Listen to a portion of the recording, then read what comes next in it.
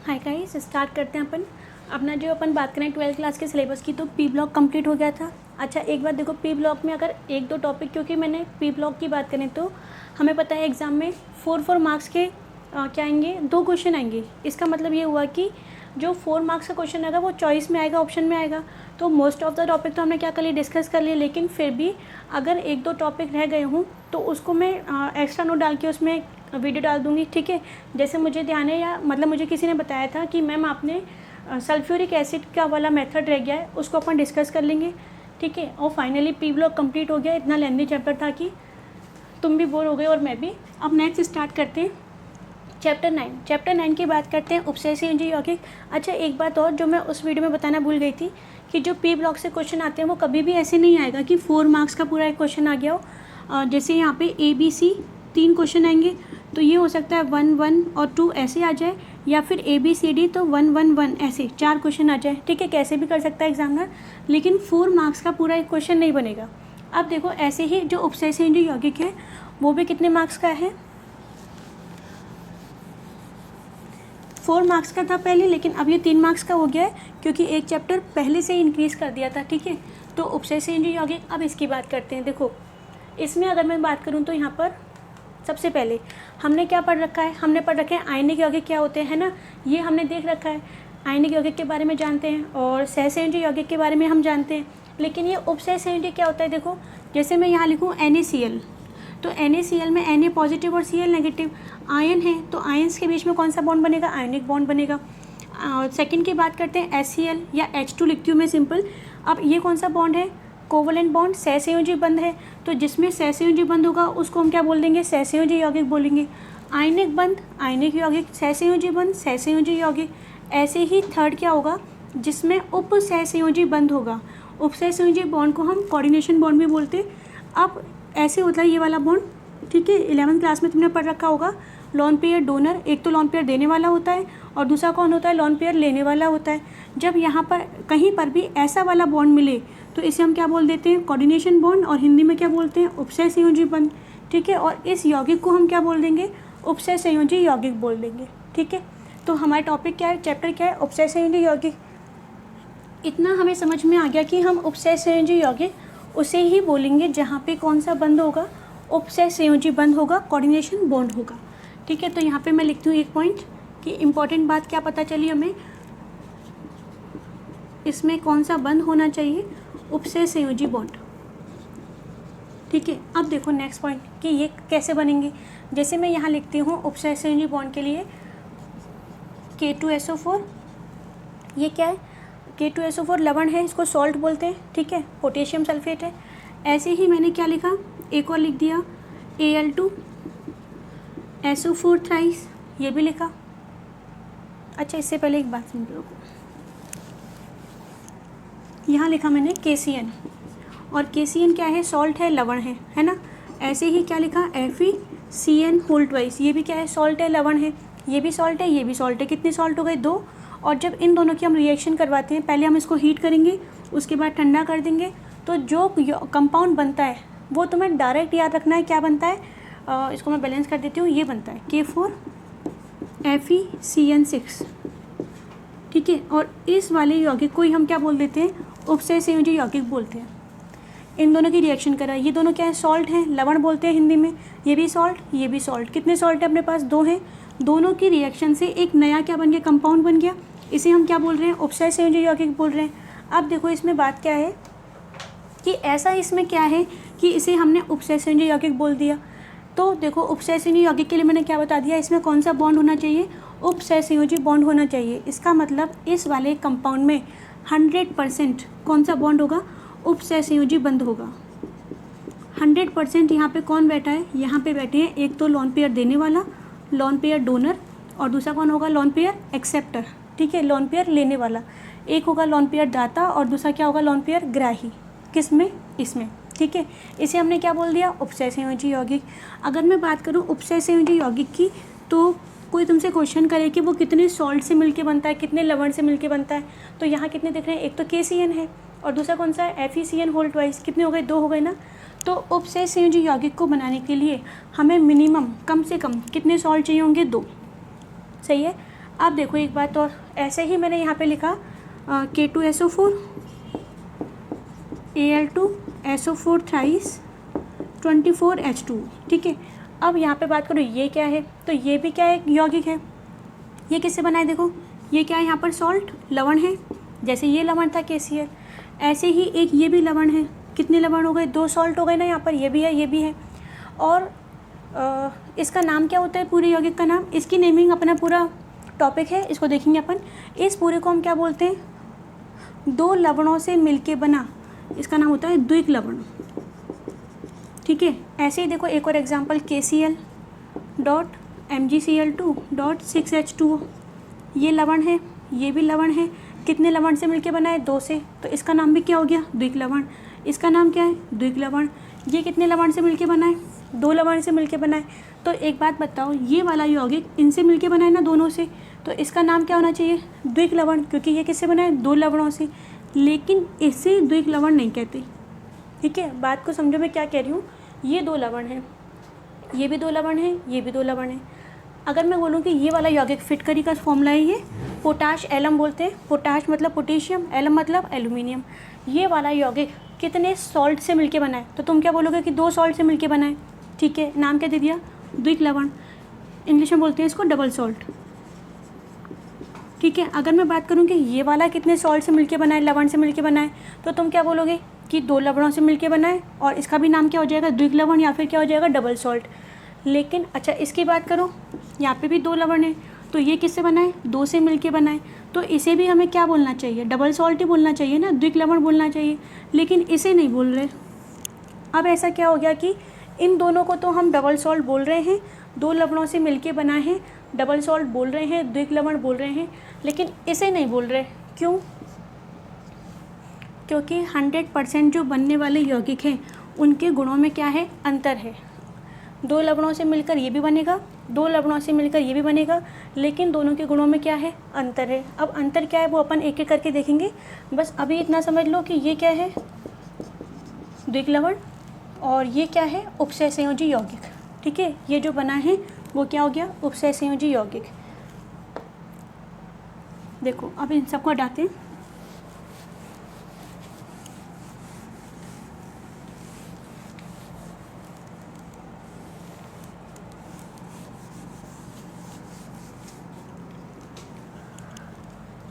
यहाँ लिखा मैंने एक साइड द्विक लवण डबल सॉल्ट, और एक साइड लिख दिया यहाँ पर उपसय संयोजी यौगिक। डायरेक्ट एग्जाम्पल की बात करते हैं, फिर हम 1 बाय 1 पॉइंट देख लेंगे। द्विक लवण की बात करो, एक फॉर्मूला लिख दिया कोई सा भी, K2SO4 Al2SO4 थ्राइस 24H2। इसकी बात करूँ, इसका फॉर्मूला हमने अभी बनाया था एक, K4 FeCN6, ठीक है। दोनों का एक एक एग्जाम्पल हो गया। अब देखो यहाँ पर अगर मैं बात करूँ, ये कितने सॉल्ट से मिलके बना है, तो कितने सॉल्ट से मिलके बना है, 2 से मिलके बना है। इसको हमने अभी भी देखा था कि ये कितने सॉल्ट से, लवण से मिलके बना है, 2 से। दोनों ही कितने लवण से मिलके बने हैं, 2 से। तो इसका मतलब ये दोनों जो हैं किसके प्रकार हैं, इनको हम बोलते हैं योगात्मक यौगिक। 2 लवणों के योग से मिलके बना है, इसलिए क्या हो गया, योगात्मक यौगिक, ठीक है। योगात्मक यौगिक कितने प्रकार के, 2, एक हो गया द्विक लवण और दूसरा कौन सा हो गया, उपसय संयोजी यौगिक। अब देखो द्विक लवण की बात करते हैं, यहाँ पर दोनों में क्या क्या अंतर है। उपसय संयोजी यौगिक किसे कहोगे, जिसमें कौन सा बॉन्ड होगा, फर्स्ट पॉइंट उपसय संयोजी बंध होगा, ठीक है। अगर इसमें उपसय संयोजी बंध होता तो हम इसे क्या बोल देते, उपसय संयोजी यौगिक बोल देते।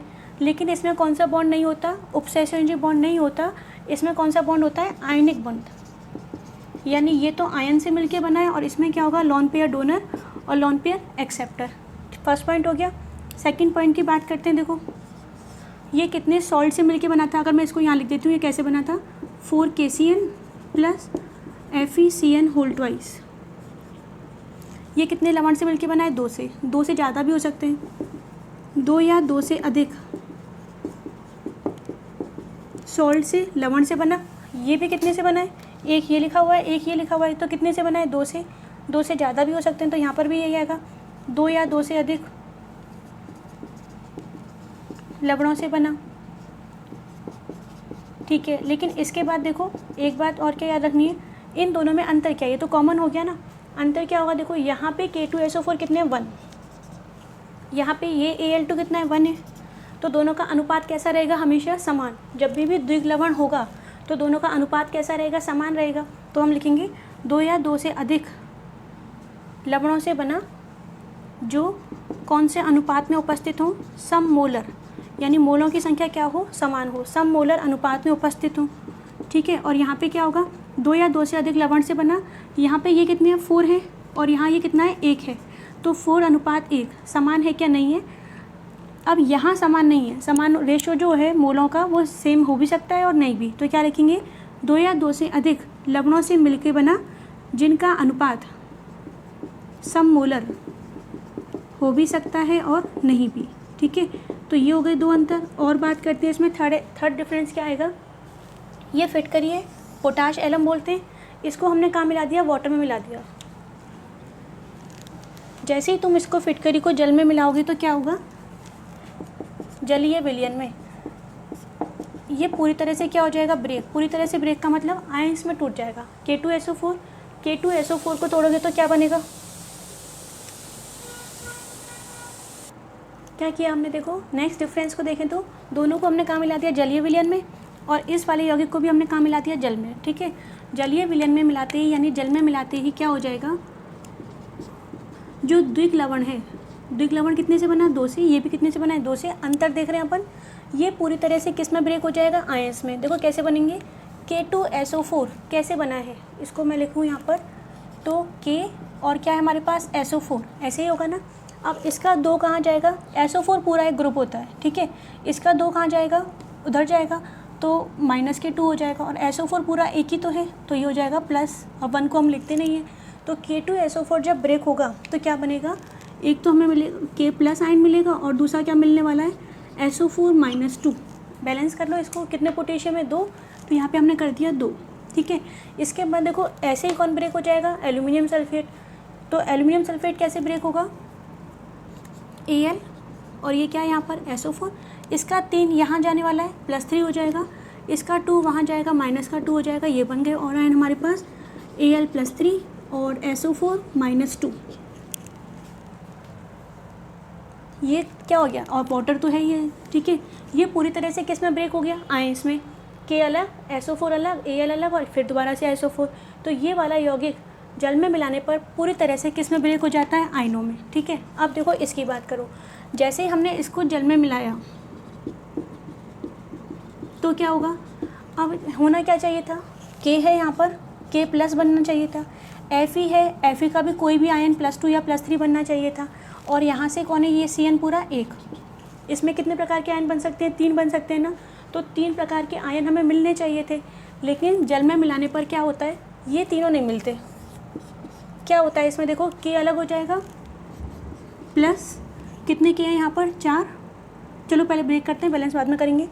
इसके बाद ये वाला 4 कहाँ जाएगा, इधर जाएगा, तो ये बनता है, ये पूरा एक साथ रहता है, FeCN6 4-। अब इसको बैलेंस कर लेते हैं, यहाँ पे चार्ज को बैलेंस करना होता है, ये -4, तो ये भी कितना होगा, +4, तो अब वैसे भी K4 है यहाँ पर, ठीक है। ये 4 बैलेंस करने के काम में आएगा और यही 4 यहाँ जाएगा। अब एक बात सुनो, दोनों में कुछ अंतर दिख रहा है। यहाँ पे क्या हो रहा है, जितने आयन बन सकते थे ऊपर वाले में उतने आयन सारे क्या हो गए, बन गए, है ना।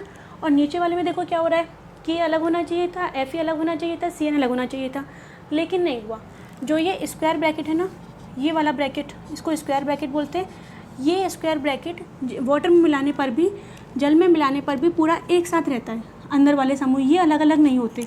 तो देखो दोनों के गुणों में क्या आ गया, अंतर आ गया ना। इसीलिए क्या हुआ था कि भले ही ये 2 सॉल्ट से बनाओ, 2 लवणों से मिलके बनाए, ये वाला यौगिक भी हमने देखा था कितने लवणों से मिलके बनाए, 2 से। लेकिन क्या होता है कि 2 प्रकार के यौगिक बनते हैं जिनके गुणों में क्या होता है, अंतर होता है। एक का नाम हमने रख दिया द्विग लवण और एक का नाम क्या रख दिया, उपसहसंयोजी यौगिक। द्विग लवण पूरी तरह से किस में ब्रेक हो गए, आयनों में। ये पूरी तरह से किस में ब्रेक हो जाएगा, आयनों में ब्रेक हो जाएगा। कब, जलीय विलयन में। और इस वाले यौगिक की बात करेंगे तो जलीय विलयन में ये पूरी तरह से आयनों में ब्रेक नहीं होगा, ठीक है। किसको बोल दिया, उपसहसंयोजी यौगिक को। तीसरा अंतर आ गया, देखो फर्स्ट क्या था, इसमें आयनिक बंध होता है, इसमें उपसैय संयोजी बंध होता है। फर्स्ट पॉइंट हो गया। सेकंड, ये 2 या 2 से अधिक लवणों से मिलकर बना है, ये भी है। तो अंतर क्या हुआ? अंतर ये हुआ कि इसमें मोलों का अनुपात समान रहता है, इसमें क्या रहता है? डिफरेंस रहता है, अलग अलग रहता है। मतलब अलग अलग हो भी सकता है और नहीं भी। थर्ड पॉइंट की बात करते हैं, जलीय विलयन में ये पूरी तरह से किस में ब्रेक हो जाएगा? आयनों में ब्रेक हो जाएगा। कौन? द्विक लवण। ये वाला द्विक लवण था, ये पूरी तरह से किस में ब्रेक होगा? आयनों में। जबकि इसकी बात करोगे तो ये पूरी तरह से आयनों में ब्रेक नहीं होगा। ठीक है, ये हमने देख ही लिया। अब फोर्थ पॉइंट की बात करो। अच्छा, इससे पहले एक बात और देखो, क्यों नहीं ब्रेक होता आयनों में? क्योंकि यहाँ पे कौन सा बंध है? उपसैय संयोजी बंध। ठीक है, क्यों नहीं ब्रेक होता? क्योंकि इसमें कौन सा बंध है? उपसैय संयोजी बंध। इस वाले स्क्वायर ब्रैकेट में क्या छिपा हुआ है? उपसैय संयोजी बंध। एक है लोन पेयर डोनर और एक कौन है? Lone pair acceptor. और वो कौन है उसको अपन नेक्स्ट देखेंगे। अब देखो इसके बाद थर्ड पॉइंट तो ये हो ही गया है ना, मैंने बोल ही दिया। फोर्थ पॉइंट की बात करते हैं। यहाँ पर एक बात और देखो, इनमें से कौन ऐसा है जिसने अपनी पहचान या अस्तित्व क्या कर दिया? खो दिया। देखो यहाँ पर ये क्या है? आयनों जुड़ा हुआ है, एक दूसरे से जुड़े हुए हैं, ये भी एक दूसरे से जुड़े हुए हैं, है ना। लेकिन जैसे ही जलीय विलयन में डाला तो क्या हो गया? सब अलग अलग हो गए, आयन बन गए। इसका मतलब क्या हुआ? जो द्विक लवण होता है उसके बारे में अगर मैं एक पॉइंट बोलूँ तो क्या हो जाएगा कि ठोस अवस्था में यानी सॉलिड स्टेट में, ठोस अवस्था में तो क्या होते हैं? ये जैसा है वैसा ही रहेगा, अपनी पहचान बनाए रखते हैं। ठीक है, अपनी पहचान क्या करेंगे? बनाए रखते हैं। लेकिन जलीय विलयन में जैसे ही जलीय विलयन आ गया क्या हो जाएगा? ये अपना पहचान क्या कर देते हैं? खो देते हैं, अस्तित्व खो देते हैं। क्यों? क्योंकि ये किस में ब्रेक हो गए? आयनों में। पूरी तरह से आयनों में ब्रेक हो गए। अब इसकी बात करो, इसमें क्या होगा? ठोस अवस्था में तो ऐसे ही रहेगा, कोई दिक्कत ही नहीं है। जलीय विलयन में बताओ, क्या इसमें पहले उपसैय संयोजी बंध था? Fe और Cn, ये स्क्वायर ब्रैकेट है ना, स्क्वायर ब्रैकेट का मतलब समझ जाओ कि कौन सा बंध उपस्थित है? उपसैय संयोजी बंध है। और जलीय विलयन में मिलाया तभी भी क्या है? यहाँ पर ये स्क्वायर ब्रैकेट है, तो अभी भी कौन सा बंध है? उपसैय संयोजी बंध है। इसका मतलब ये हुआ कि इन यौगिकों की बात करोगे, उपसैय संयोजी यौगिकों की, तो क्या हो जाएगा कि ये ठोस अवस्था में भी और जलीय विलयन में भी क्या करते हैं? दोनों ही अवस्थाओं में अपना अस्तित्व नहीं खोते, अपना अस्तित्व नहीं खोते, या फिर ऐसे बोलो कि अपनी पहचान क्या करते हैं? बनाए रखते हैं। पहचान बनाए रखते हैं इसका मतलब पहले भी उपसैय संयोजी यौगिक था और बाद में भी क्या होगा? उपसैय संयोजी यौगिक। ठीक है, ये समझ में आ गया। इसके एग्जाम्पल हमने लिख ही दिया। K2SO4, Al2SO4 थ्राइस, 24H2O, इसको हम क्या बोलते हैं? पोटाश एलम इसका नाम होता है। मैं हटा देती हूँ यहाँ से। एग्ज़ाम में क्वेश्चन कैसे आता है? एग्ज़ाम में क्वेश्चन डायरेक्ट आता है कि द्विक लवण और उपसैय संयोजी यौगिक में अंतर बताओ। तो कभी भी अंतर पूछता है तो हमें क्या करना पड़ेगा? 3 या 4 अंतर लिखकर उसके बाद क्या करना है?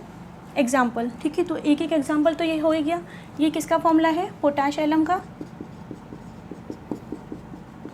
और एक फॉर्मूला और देख लेते हैं दूसरा, KCl MgCl2.6H2। और ये क्या है?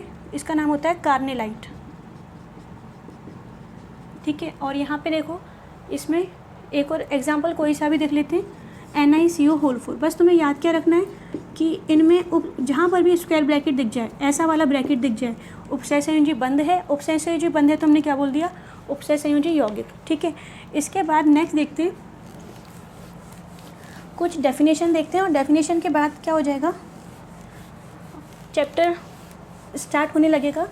ये फर्स्ट टॉपिक था। फर्स्ट टॉपिक में से क्वेश्चन बता ही दिया मैंने कि दोनों का अंतर पूछ लेता है। इसके बाद देखो कुछ परिभाषाएं, और कुछ परिभाषाओं में बात करते हैं। तो सबसे पहले आएगा केंद्रीय धातु। अब ये केंद्रीय धातु क्या होती है? देखो,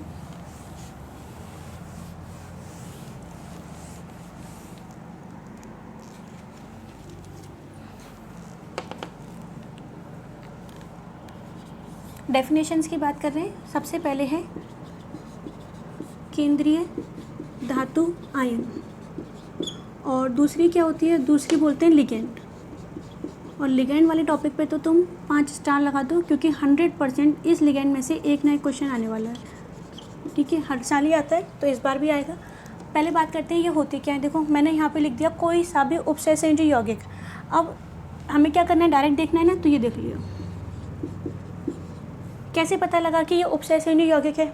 जब तक चैप्टर कंप्लीट नहीं होगा मैं बार बार यही बोलती रहूँगी कि जहाँ पर स्क्वायर ब्रैकेट लगा हो उसे हम क्या बोल देते हैं, उपसय संयोजी यौगिक। तो पहचान लेना कि ये क्या है, उपसय संयोजी यौगिक। ठीक है, अगर मैं बोल रही हूँ कि ये उपसय संयोजी यौगिक है तो तुम्हारे दिमाग में डायरेक्ट एक वर्ड आ जाना चाहिए, कौन सा, अगर ये उपसय संयोजी यौगिक है तो इसमें कौन सा बंद होगा,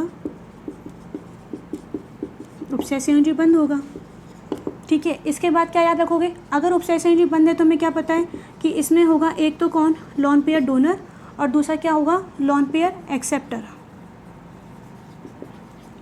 ठीक है, देखो स्क्वायर ब्रैकेट से क्या समझ जाओगे तुम कि ये कौन सा यौगिक है, ये यौगिक है उपसय संयोजी यौगिक। ठीक है, उपसय संयोजी यौगिक के बाद क्या होगा, इसमें कौन सा बॉन्ड है, उपसय संयोजी बॉन्ड है। उपसय संयोजी बॉन्ड का मतलब क्या हो गया, लोन पेयर डोनर और लोन पेयर एक्सेप्टर। ठीक है, इतनी बात को तुम याद रखना। अब देखो यहाँ पर ये ऐसे लिखा हुआ है ना, इसमें कौन सा यौगिक है, ये उपसय संयोजी यौगिक। पहचान गए कैसे, क्योंकि ये स्क्वायर ब्रैकेट लगा हुआ है। अगर उपसय संयोजी यौगिक है तो इसमें कौन सा बॉन्ड होगा, उपसय संयोजी बॉन्ड होगा। ठीक है, अब हमें ये पता लगाना है इनमें, और उपसय संयोजी बॉन्ड है तो एक होगा लोन पेयर देने वाला और दूसरा होगा लोन पेयर लेने वाला, हमें यही पहचानना है। ठीक है, देखो क्या करेंगे, एक लोन पेयर देने वाला है, दूसरा लोन पेयर लेने वाला है। क्या होगा, देखो ये जो ब्रैकेट है ना, इस ब्रैकेट के जस्ट बाद में जो भी लिखा होगा, कोई भी लिखा हो, लेकिन ब्रैकेट के जस्ट आगे, जैसे ये NI लिखा हुआ है ना, यहाँ पर इस NI की बात कर रहे हैं, तो ये क्या होता है, कैसे याद रखोगे, लाइन में पहले कौन खड़े होते हैं, लाइन में पहले लेने वाले होते हैं, है ना, देने वाला तो बाद में आएगा। तो ये लाइन में पहले खड़ा है, तो ये तो क्या हो गया, लोन पेयर लेने वाला, और लेने वाले को हम क्या बोलेंगे, ग्राही। ठीक है, लोन पेयर लेने वाला। अब जो ये लिखा हुआ है ना, दूसरा हो, तीसरा हो, चौथा हो, कोई भी हो, आगे वाले सारे क्या होंगे, लोन पेयर डोनर। डोनर मतलब क्या हो गया, दाता। अगर इतनी बात समझ में आ गई तो फिर पूरा चैप्टर आसानी से कर लोगे। देखो सबसे पहले जो होगा स्क्वायर ब्रैकेट देखना, स्क्वायर ब्रैकेट के बाद ये पहले लिखा हुआ है ना, तो ये क्या है, लोन पेयर लेने वाला है, और ये तो लेने वाला है तो इसको हमने क्या बोल दिया, ग्राही बोल दिया। और ये क्या है, जो बाद में आएंगे वो क्या हो गए, देने वाले, तो ये क्या हो गया, लोन पेयर दाता। ठीक है, जो लेने वाला है ना, लोन पेयर ग्राही, निकिल है, डी ब्लॉक की धातु है, तो इसे हमने क्या बोल दिया, केंद्रीय धातु आयन, NI को। अब इसे केंद्रीय धातु आयन क्यों बोला, धातु तो है ये, आयन धातु क्या बनाते हैं, प्लस आवेश बनाते हैं। ठीक है, केंद्रीय क्यों बोला, देखो क्योंकि 4 CO है। अभी मैं रफ डायग्राम बना रही हूँ, बस ये CO लिखा, ये CO लिखा, और चारों CO क्या कर रहे हैं, हम ऐसे दिखाते हैं ना, अमोनिया लोन पेयर देने वाला, और ये BS3 लोन पेयर लेने वाला, या BS3 मत लिखो, हम कुछ और लिख देते हैं, H+ लोन पेयर लेने वाला। तो यहाँ पे कौन है सेंटर में, NI है, ऐसे ही दिखाओगे। अब यहाँ पे क्या हुआ, देखो CO इसको लोन पेयर दे रहा है, ये भी दे रहा है, ये भी दे रहा है, ये भी दे रहा है, ऐसे दिखाओगे ना। तो सेंटर में कौन आया, NI आया केंद्र में, तो क्या बोल दिया, केंद्रीय धातु आयन। ठीक है, इसे क्या बोलेंगे, जो लोन पेयर दे रहा है उसे हम बोलते हैं लिगेंड। 2 बातें याद रखो, एक लोन पेयर डोनर और दूसरा lone pair acceptor. Lone pair देने वाला और लोन पेयर लेने वाला। तो जो लोन पेयर क्या कर रहा है, ले रहा है, उसे तो हम क्या बोल देंगे, केंद्रीय धातु आयन, और जो देने वाला है उसे क्या बोलेंगे, लिगेंड। ठीक है, कैसे पहचानेंगे, जो सबसे पहले लिखा हुआ है वो हो गया केंद्रीय धातु आयन, लोन पेयर लेने वाला, लाइन में पहले लेने वाले खड़े होते हैं और बाद में कौन आएगा, देने वाला। ठीक है, इसके बाद देखो एक बात और समझो, हमने 11वीं क्लास में पढ़ रखा है ये, कि जो लोन पेयर डोनर होते हैं, लोन पेयर दाता, उसे हम क्या बोलते हैं, लुईस क्षार। 11वीं क्लास का ये टॉपिक, लुईस क्षार। और जो लोन पेयर ले रहा है उसे हम क्या बोलते हैं, लुईस अम्ल। ठीक है, याद कैसे रखोगे, लुईस अम्ल, अम्ल को बोलते हैं एसिड, और एक्सेप्टर यानी लेने वाला, कैसे भी याद रख लो, ए कॉमन आ गए। तो इनमें देखो यहाँ पर ऐसा कौन है जो लोन पेयर ले रहा है, तो कौन ले रहा है लोन पेयर, NI। लाइन में पहले कौन खड़े हैं, लेने वाले, तो ये तो क्या हो गया, ये हो जाएगा लोन पेयर ग्राही, है ना।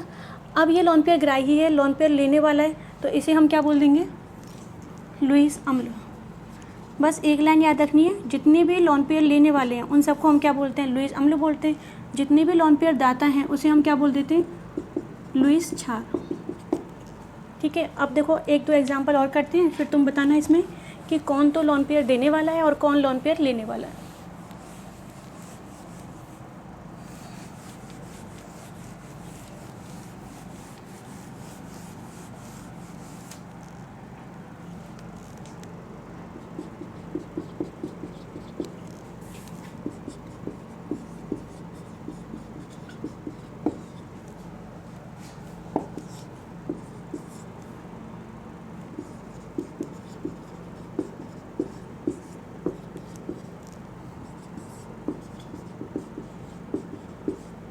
ठीक है। अब देखो यहाँ पर इसमें क्या होगा, सबसे पहले देखो कि ये कौन सा यौगिक है, आयनिक है, उपसय संयोजी है या फिर सहसंयोजी, कैसे पहचानना है, बता रखा है ना मैंने पहचान। ये लगा हुआ है यहाँ पर स्क्वायर ब्रैकेट, स्क्वायर ब्रैकेट का मतलब क्या हो गया, उपसय संयोजी यौगिक, ठीक है। ये भी क्या हो गया, उपसय संयोजी यौगिक, और ये भी क्या हो गया, उपसय संयोजी यौगिक। कैसे पहचाना, सब में क्या लगा हुआ है, स्क्वायर ब्रैकेट। अगर उपसय संयोजी यौगिक है तो कौन सा बंद होगा, उपसय संयोजी बॉन्ड इधर होगा, इससे कोई मतलब नहीं है, अभी हमें कोई मतलब नहीं है, ठीक है। उपसय संयोजी बॉन्ड होगा, उपसय संयोजी बॉन्ड होगा, उपसय संयोजी बॉन्ड होगा। इसके बाद क्या होगा, एक लोन पेयर डोनर होगा और दूसरा लोन पेयर क्या होगा, एक्सेप्टर। एक लोन पेयर देने वाला और दूसरा लोन पेयर लेने वाला, ठीक है। इतना समय में पता है। अब क्या हो गया ये बताओ, इनमें से कौन लोन पेयर लेगा, इस वाले ब्रैकेट में दो है ना, एक तो Fe और एक कौन है Cn। तो क्या बताया था मैंने, लाइन में पहले कौन खड़ा होगा, लेने वाले, है ना। तो ये क्या हो गया, लोन पेयर लेने वाला, यानी कि हम क्या बोलेंगे, ग्राही। और ये क्या हो गया, लोन पेयर दाता। ऐसे ही देखो लाइन में पहले कौन खड़ा होगा, लेने वाला। तो लेने वाला क्या हो गया, लेने वाला हो गया लोन पेयर ग्राही, और ये क्या हो जाएगा, लोन पेयर दाता। इसमें देखो ये पहले है, पहले कौन है, लेने वाले, तो ये क्या हो गया, लोन पेयर ग्राही। लोन पेयर लेगा ये, लेकिन देगा कौन, NH3, तो ये क्या हो जाएगा, लोन पेयर दाता, ठीक है। अच्छा अब ये देखो लोन पेयर ग्राही, और कैसे पहचानोगे, स्क्वायर ब्रैकेट के जस्ट बाद वाला जो भी लिखा होगा, ये Fe लिखा है ना, जस्ट आगे जो लिखा है वो क्या होता है, लेने वाला होता है। इसको हम क्या बोल देते हैं, केंद्रीय धातु आयन, और जो देने वाला है उसे हम क्या बोलेंगे, यानी कि दाता वाले को लिगेंड। ऐसे ये क्या है, केंद्रीय धातु आयन, ये क्या है, लिगेंड, केंद्रीय धातु आयन, और ये क्या हो गया, लिगेंड, ठीक है। समझ में आ गया। अब देखो यहाँ पर इन तीनों को मिक्स करके एक साथ लिखें तो